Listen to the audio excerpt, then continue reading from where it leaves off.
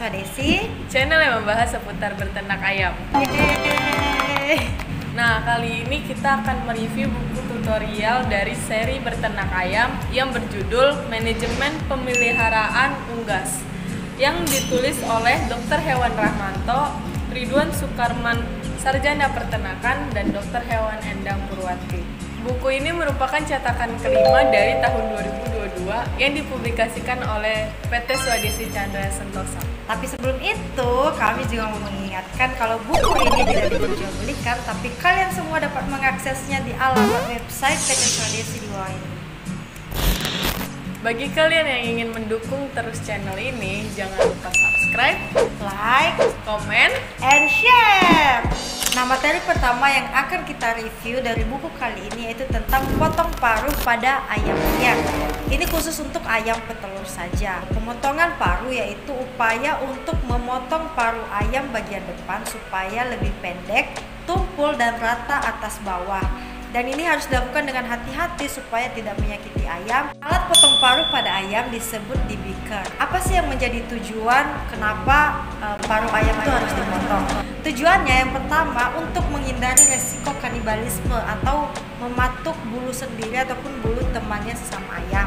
Kemudian menghindari supaya makanan tidak tercecer sehingga makan lebih efisien. Jadi ayam itu nggak hanya akan mematuk makanan-makanan yang berbentuk butiran atau pelet, tapi juga akan memakan yang berbentuk tepung. Kapan sih waktu yang baik dan tepat untuk pemotongan paruh ayam? Kapan? Dapat dilakukan pada usia 5-10 hari. Nah, batas pemotongan itu 2 mm dari hidung.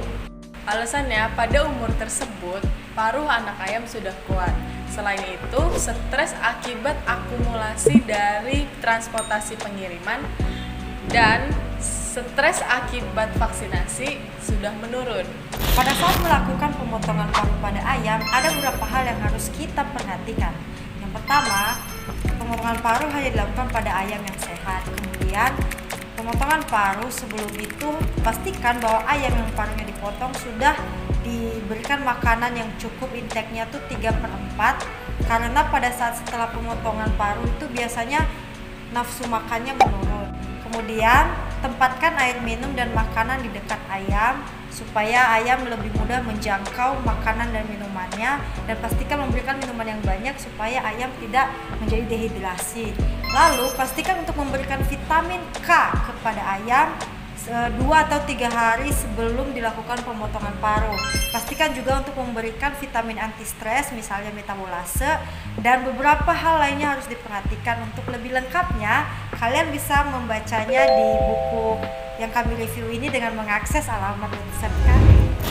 Nah, yang kedua adalah fungsi dan sistem organ tubuh unggas. Sebagaimana hewan piaraan, tubuh unggas terdiri dari berbagai macam organ dengan berbagai macam juga peranannya dalam mencukupi kehidupan secara normal. Pada pembahasan buku kali ini akan diuraikan juga mengenai sistem rangka. Ayam memiliki tulang yang kuat. Tulang punggung di daerah leher dan ekor dapat digerak-gerakkan, tetapi di sepanjang tubuh sangat kaku. Hanya ada satu ruas tulang punggung yang dapat digerakkan. Tulang punggung tersebut membentuk suatu susunan yang kaku yang memberikan kekuatan terhadap tubuh yang cukup untuk menopang gerakan dan aktivitas ayam. Ayam memiliki banyak tulang yang berbentuk rongga yang terhubung dengan sistem pernafasan. Rongga sumsum tulang pada ayam betina selama masa bertelur disusupi oleh rongga tulang sekunder yang baru yang disebut dengan sumsum tulang yang mengandung kalsium tulang. Sumsum tulang terdapat di dalam tulang kering, tulang paha, tulang pinggang, tulang iga, tulang dada, tulang belikan, dan kuku. Anak ayam pada saat dewasa menjelang 10 hari sebelum pembentukan telur pertama sudah menampung struktur tulang. Timbunan kalsium pada tulang ayam betina hanya dapat mencukupi pembentukan beberapa kerambat telur saja. Apabila kandungan kalsium dalam pakan rendah, maka setelah ayam bertelur kurang lebih 6 butir akan kehilangan sekitar 40% dari total kalsium tulang. Nah, sekarang kita masuk pada pembahasan terakhir di buku yang kita review kali ini, yaitu tentang infeksius laryngotracheitis atau biasa disingkat dengan ILT.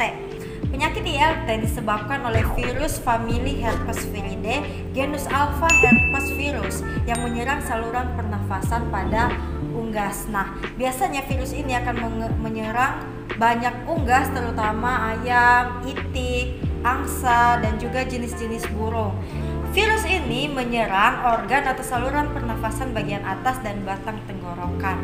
Kemudian penularan virus ini dapat terjadi melalui kontak langsung dengan hewan yang sakit, melalui alat-alat yang terkontaminasi, dan juga melalui manusia yang terkontaminasi lalu kontak dengan ayamnya.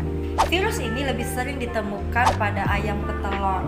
Kalau pada ayam pedaging ada, cuman jarang sekali ditemui karena usia pemeliharaannya yang pendek. Gejala ILT ditandai dengan batuk, ngorok, sesak nafas, ingusan, bernafas dengan menjulurkan leher untuk mengeluarkan lendir yang kental, dan berdarah yang berasal dari sel-sel trakea yang mengelupas. Untuk kasus ringan ini biasanya ditandai dengan mata merah, berair dan berbusa, pembengkakan sinus, dan keluar lendir dari hidung. Penyakit ILT ini dapat menyebabkan penurunan produksi telur antara 10 sampai dengan 60% tergantung dari berat atau ringannya. Penyakit ini biasanya terjadi selama 3 sampai 5 minggu. Penyakit ini sangat menular sampai menembus angka kematian 5 sampai 60%.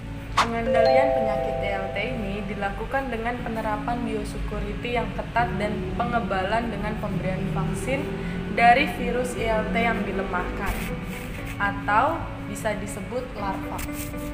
Cara vaksin yang efektif adalah dengan tetes mata atau eye drop, tetapi apabila populasi ayam yang sangat banyak, disarankan pemberian vaksin dengan cara melalui air minum dengan dosis 1,5 sampai 2 dosis per ekor. Dengan demikian, semua ayam akan mendapatkan jumlah virus vaksin yang cukup untuk membentuk kekebalan tubuhnya.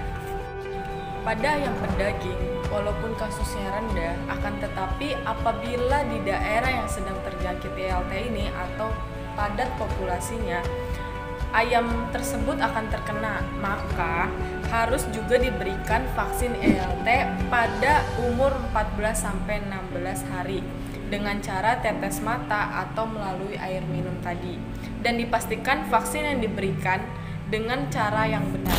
Setelah pemberian vaksin ILT biasanya terjadi reaksi postvaksinal berupa konjungtivitis ringan dan mata berair. Nah, untuk menanggulangi postvaksinal ini, yang pertama, lakukan vaksin pada ayam yang sehat. Kedua, vaksinasi harus dilakukan serentak pada ayam dalam satu kandang untuk memperpendek postvaksinasi. Yang ketiga, jadwal pemberian vaksin ILT jangan terlalu dekat dengan pemberian vaksin lain, terutama yang targetnya sama seperti ND, IB, karena itu juga bisa memperpanjang masa postvaksinal. Yang keempat, sebagai pendamping vaksinasi dapat diberikan Tolefit 10 plus SE atau multivitamin B kompleks ataupun metabolase. Kemudian yang kelima, untuk menekan efek post vaksinasi terutama yang terserang infeksi bakteri dapat dilakukan dengan pemberian antibiotik. Nah, itu saja review buku kali ini.